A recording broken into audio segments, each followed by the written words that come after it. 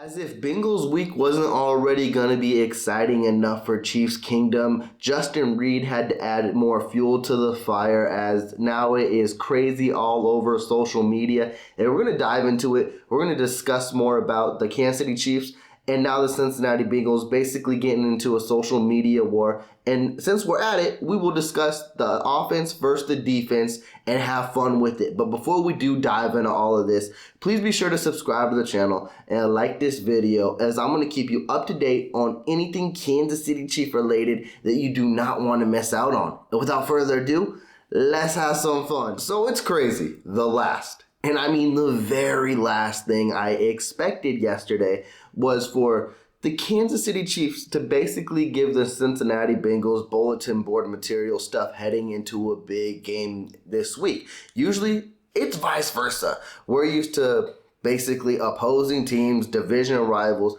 basically talking their stuff, media hyping them up and taking the Kansas City Chiefs down, and the Kansas City Chiefs doing their thing. Well, yesterday, Justin Reid had a different way and voiced his opinions heavily. And I want to actually kind of back up Justin Reid here a little bit as well, because he basically grabbed the rope and pulled it as hard as he could. I don't believe it was his fault, because now he's in a stir of things on social media to where now he got the whole Cincinnati fan base against him. He got the players against him saying that he doesn't know his player personnel whatsoever. And the reporter baited him into it. Not really baited him, but he fell for a trap, and he knew who he was talking about the whole time. We all knew who he was talking about the whole time. Any logical person knew about it, but now he's in the stir of things with the whole Cincinnati Bengals, and it's crazy. He called out Hayden Hurst. He didn't call out T. Higgins, JaMarr Chase, so be it. Well, initially. We're going to get into that too, because that's where it gets crazy. The reporter, he basically got... how do I want to go about this? So he basically was asked a question. He said he's going to lock 88 down. 88 is Hurst. But he got confused and he said Higbee. And then he was all like, wait, Higbee not on the Bengals. Who's 88? And then the reporter's like, you mean Higgins? And it's a common mistake, because Higbee sound the same. He's like, that's right, Higgins, and went with it. And the reporter basically got him there, and the reporter got a clip to where now all Cincinnati Bengals fandom players are like, Justin Reid don't know his stuff whatsoever. He said the number correctly. Then he got tongue twisted with the reporter on names. It's a common mistake, honestly. I think it's pretty obvious. Like, Higgins, Higbee sound alike, and if it was me too, and I don't know a player's name off the top of my head, and I'm thinking Higbee, and you say Higgins, I'm probably going to slide with you because it sounds correct.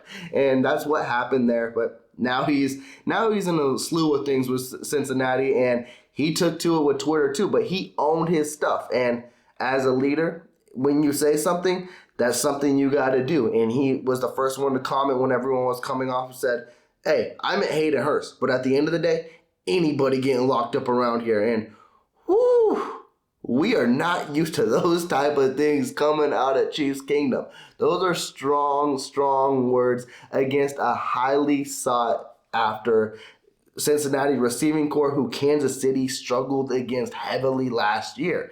And then so he had Tyler Boyd come after him. He had JaMarr Chase come after him. He had DJ Reader coming after him. He even had T. Higgins' mama coming after him. I don't know if it's T. Higgins' mama, but if you have the username T. Higgins' mom, I'm going to assume that's who you are. It's a very, precise name, so I got to assume you're T. Higgins' mom. So everybody came after Justin Reid, and Justin Reid held his own. The 1-2 matchup, the heavyweight bout on Twitter, was him against JaMarr Chase. They were going back and forth. JaMarr Chase said, hey, let's make a bet on it. He's like, hey, champ, if you need extra motivation, that's on you. And then JaMarr Chase called him, you can make it for what it was, but he put a little cat emoji. And if you're in today's society, we all know what that means. I don't know what the tuna can analogy means. I know I'm not that old, but I didn't understand that. But I understand what that little cat emoji means. And then Justin Reid left a little gif like, all right, bet. We'll see you on site Sunday. This game now got taken to a whole nother level. And it's funny, I'm liking these more outside rivalries more than divisional rivalries now. What I mean about that is like the Bengal games are more enticing. The Bills games are more enticing. And the Tennessee Titan games are more enticing than what we get from the Chargers, the Raiders, and the Broncos. It's like those guys are coming after KC, and rightfully so. I mean, the thing about it, Kansas City is the top dog, and these guys have been trying to gun after them year in and year out, and Kansas City hasn't been ready to give up that throne. And Justin Reid, he's his first year in Chiefs Kingdom, and for him to be barking that big, you better deliver. Because there's a part of me that's like, yeah, do your thing. Go after them and show up on Sunday. But it's like, these guys are no joke either. T. Higgins, JaMarr Chase, Tyler Boyd, they will play their part. We have struggled against them in the past. So it's like, you better back up those words. Because Chiefs Kingdom, they'll be on your head if you give up any kind of reception or if you get dogged out as well. And that's what I want to mention here. Justin Reid, he's been getting better in coverage. But what we mostly got him for was his hard-hitting abilities and his tackling and what type of presence of a leader he can bring. Now, you can ask anyone around. The signing may have not lived up to what you guys hope. At the end of the day, I love him as a player. He's growing into the system. It's what I've been mentioning to you guys time in and time out. You got to be patient and give it time. But here's where things get a lot more interesting because he knew who his man was at the end of the day. He knew who he's going to be guarding. It's Hayden Hurst. Now, Hayden Hurst, he's the guy who has good potential in this league, not lived up to it really. He started off with Baltimore, then he went to Atlanta, and he's that kind of guy who we thought would be a good receiving threat, and it's been very inconsistent. But he had some words today saying, hey, yeah, he probably was talking about me, and I'm the last one he should have been talking about because I don't let things slide. Now we got a matchup because that's the matchup we're going to see on the field, and tight end versus safety should be fun to see. Again, if you wanted to mention maybe in national media lights, it's two players that are inconsistent and underperform at best. I'm going to always stick for my guy, Justin Reid, because I love the type of player he is. And Hayden Hurst, he can be a threat as well. So he can't slight him, whatever. He's got to lock him down. And that's what I want to mention and what I want to get into right away. Because now we got Cincinnati receiving corps who's basically wants to put on a show if they didn't already. And now you got a young Kansas City secondary who's got to ball out and show. Basically, every single one of these draft picks are probably here because of this game last year. In Week 16 and in the AFC Championship game, the secondary laid an egg. These new pieces are the reason why they got to show, hey, it's not happening again, and we're not letting Cincinnati do what they've done to us in the past. Now we're going to talk about key individual matchups. I already mentioned the one where it's probably going to be Hayden Hurst and Justin Reid. Now, it's going to move around the field, but that's probably going to be where those targets are going. Let's focus on the secondary in whole altogether. Now, a lot of people may not like where this is going, and a lot of it may make you sick. Understand completely. We're going to start with L'Jarius Sneed, where he is strong, and what he does the best, the most is, and honestly, his coverage skills the last few weeks have been phenomenal. He has been trending upward, so I would love to see him on anybody. But at the end of the day, I think he's going to be on Tyler Boyd, and I think that's a matchup Sneed would excel in heavily. And I think that's a good matchup, and I think that's something you would eliminate in the slot. Now you go to that right cornerback position, right? Sorry, I'm getting mixed up with my field position. Yeah, right cornerback position. Now we're on the same page. That's going to be the matchup to watch. I think that's going to be your heavyweight bout. I think that's going to be Trent McDuffie against T. Higgins, and we're going to find out what Trent McDuffie is all about. He has lived up to the hype throughout this season. This is going to be the best receiver he has played so far. Let's have fun. Let's go toe-to-toe. I know a lot of y'all want to see Trent McDuffie on JaMarr Chase. It might happen occasionally, but that's going to be the guy he draws to. And honestly, either or, you want that guy locked down because in Week 16, it was JaMarr Chase who had a game. And then in the AFC Championship, if I recall correctly, I think it was T. Higgins who was going crazy too. So one of these guys or both of these guys need to be locked up heavily. And then, yes, the guy who has put on a show, who has lived in KC Chiefs Kingdom's head throughout the whole offseason, throughout the whole year, through even out probably the whole locker room, is JaMarr Chase. And you guys are going to hate this matchup. But I just see it. Like, it's just what's going to happen. The rookie that's going to be called upon here is Joshua Williams. And as of the few weeks, too, Joshua Williams has been getting more snaps than Jalen Watson. And Coach Spags has mentioned it, too. It's going to be a rotation between Watson and Williams. And right now, it looks like Williams' time to shine. I don't know if he's been outperforming, if he's been showing better on tape, or what it may be. Honestly, I haven't been focusing too much on that.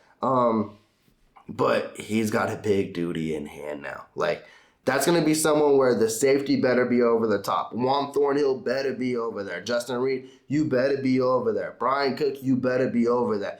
Last thing we want to see, and honestly, this is defensive scheming-wise as well, is a 3rd and 27. Yes, it lives in our head rent-free. Charvarius Ward, too, as well, is what's going to be different in this game, too. Unless JaMarr Chase, he is him, but the catches he was making, Charvarius Ward was great in coverage. It's like, I don't think Chase makes those catches again. Like 9 times out of 10, he's probably dropping those passes. But again, I'm not sliding who JaMarr Chase is. I'm just saying Ward had great coverage on those. And also, Ward is also a better cornerback than Williams at this point in their career. But if Williams wants to make a name for himself, he's going to have to prove, hey, lock it up. Or they're going to have to scheme it like, again, make sure the safety is over the top. Make sure if it's anything inside 10 yards, Williams is getting his hands on Chase. That's going to be the key component in this game, honestly. And I think, honestly, the huge key component here, too, as well, is what's going to happen in the running game for the Cincinnati Bengals as well. And what is the Kansas City Chiefs D-line going to present? Because, honestly, that's going to be the 2 things that will win the game. Cincinnati can flip the script completely if they focus on the run game. I don't care who's running the ball, if it's Samaje Perine or if it's Joe Mixon. Of course, 2 different styles of backs, but Perine is a successful back in this league. He had his success against the Kansas City Chiefs. And if Mixon is cleared to play, which I highly anticipate because everybody comes healthy when it's Kansas City Chiefs week because that's everybody's Super Bowl. That's when it's their time to shine. Mixon is also a dual threat back you don't want to mess with as well. And I can see the Cincinnati Bengals be like, they think we're going to burn them with Chase. They think we're going to burn them with Higgins. They think Joe Burrow's going for 400 yards. What if we ran the ball 20 times on them and they never expected it? It's something Kansas City needs to expect, whether it's Perine, whether it's Mixon. And Kansas City has been very, very good at stopping the run this year. It's been surprising, but that's what they've been doing very well. And here's another thing that can flip the script, too, with the Kansas City Chiefs D-line and make the Kansas City Chiefs secondary very, very good. Kansas City, top 4 in sacks this year. It was a huge question mark because everyone was like, they didn't do much to bolster that D-line. They're going to struggle again. The Chargers did everything. The Raiders did everything. The Broncos all got pass rushers. What did the Kansas City Chiefs do? They believed in who they had, and it has worked. And Chris Jones even mentioned, too, the thing that they struggled against the Bengals last year was they didn't take advantage of that offensive line, and they didn't get sacks. So best believe Chris Jones on a Defensive Player of the Year is going to come after Burrow. This D-line is going to come after Burrow. Frank Clark has had a sneaky good year. The sack production may not be there, but man, he's got that extra twitch to him. He is flying around the corner, and if he can get pressures and have success, it's going to disrupt this O-line. And also a sneaky piece, too. You got to focus on the Greek freak, George Karlaftis, but the homecoming for Carlos Dunlap. You know he wants to get back there because he probably feels like the Cincinnati Bengals gave up on him too soon. That boy has a lot of juice in the tank. If this D-line can be disruptive, and if they even get to Burrow and disrupt passes and passes become short, we all know what that ends up being. We saw it last week. Tip balls become interceptions.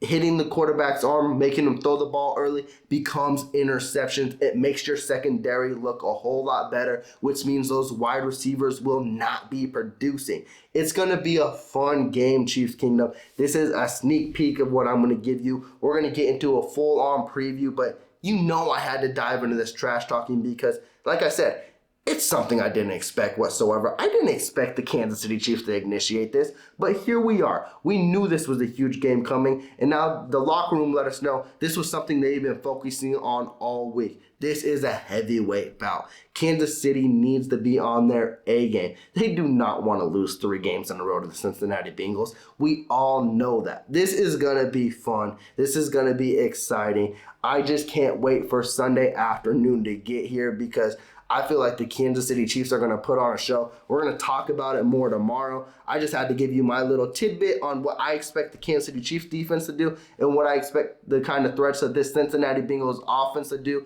And hey, these players are ready for it. I'm ready for it. I know you're ready for it, Chiefs Kingdom. So with that, I'm going to sign off. You let me know how you're feeling about this trash talking. Again, I feel kind of indifferent with it because I'm not used to it. It's like, oh, I'm hyped. But I've seen it on the other end too when the players don't live up to it. It's like, what are we doing here?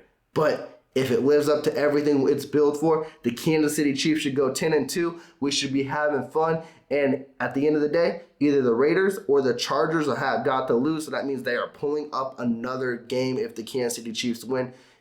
Sunday can't come any sooner. I'm so hyped, Chiefs Kingdom. Let me know how you're feeling in the comments down below. Please be sure to subscribe to the channel because I got a lot of videos that I got to get to before Sunday. It's Bengals week. It's fun. If you like this video, please give me that big thumbs up and like it. With that, I'm checking out. Y'all take care.